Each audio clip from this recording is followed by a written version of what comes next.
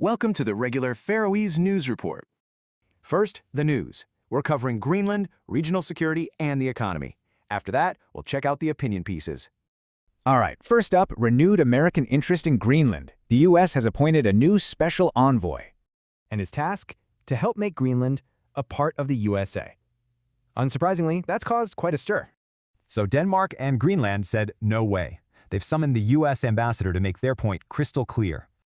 All this talk is raising security questions, which brings us to Norway's latest civil defense plans. Influenced by the war in Ukraine, they're now planning for wartime evacuations from high-risk areas. So if Norway is getting ready, what about Denmark? How's their military readiness up in the Arctic? Well, their main patrol ships in Greenland, the Thetis class, are over 30 years old on average.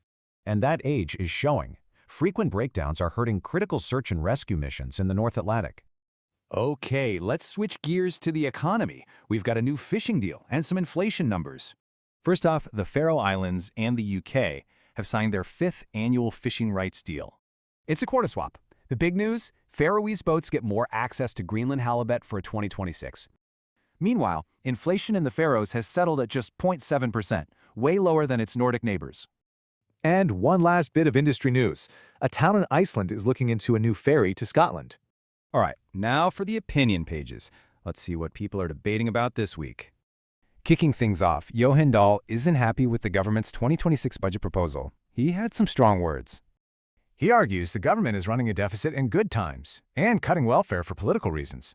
Next up, a public spat has erupted between Sjurdur Skale and John Ivar Venand, all about using AI. Scale pointed out factual errors in Vend's article. Vend admits using AI, but says his main points still stand. And finally, we've got two different takes on sovereignty and solidarity. Two very different angles here. First, Erling Eidesgaard is calling out Danish leaders for hypocrisy when it comes to Greenland's sovereignty. On a different note, Sigrid Dalsgaard argues new energy projects must connect to the public grid for community solidarity. Like and subscribe to PAL's Fundamentals for more content like this. Sources are linked below.